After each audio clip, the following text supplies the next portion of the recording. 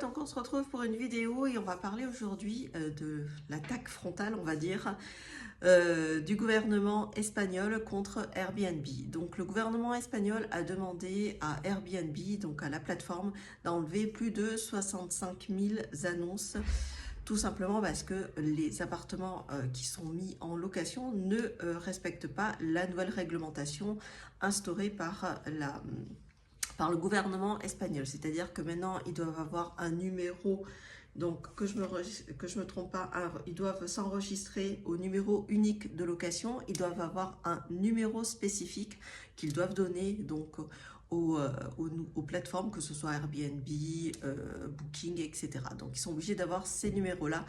Et en plus maintenant, pour faire donc de la location saisonnière ou location à courte durée, ils doivent avoir l'approbation des 3/5 des copropriétaires dans l'immeuble pour pouvoir mettre donc le logement en Airbnb en location courte durée. Donc si les logements ne respectent pas ces trois règles-là, c'est fini, ça doit être enlevé. Airbnb doit l'enlever directement de sa plateforme. Donc faites attention, si jamais vous décidez de louer cet été donc une location court terme, il faut s'assurer quand même qu'ils aient toutes ces trois bases-là pour pouvoir être visibles sur la plateforme. Sinon, ils vont être obligés d'être enlevés et ça serait bête tout simplement d'annuler vos vacances à cause de ça. Donc là, pour l'instant, Airbnb a décidé de faire appel. Donc, je ne sais pas comment ça va se passer.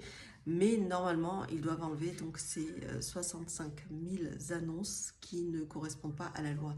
En plus, là, à Barcelone, la mairie a décidé que d'ici 2028, d'enlever carrément plus de 10 000 annonces, donc 10 000 logements d'Airbnb pour ne plus avoir, pour limiter vraiment toutes ces locations-là, parce qu'il y a eu beaucoup de manifestations des locaux qui ne peuvent plus tout simplement vivre dans Barcelone ou même dans d'autres villes. Là, à Malaga, il y a dans 43 quartiers.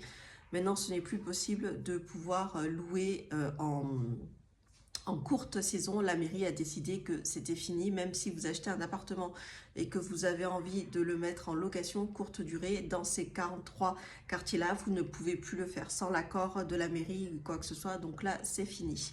Et je pense que ce n'est que le début. Alors, bonne ou mauvaise initiative, ça c'est à voir. Est-ce que les propriétaires qui ont ces appartements les mettront sur les marchés pour de la longue durée?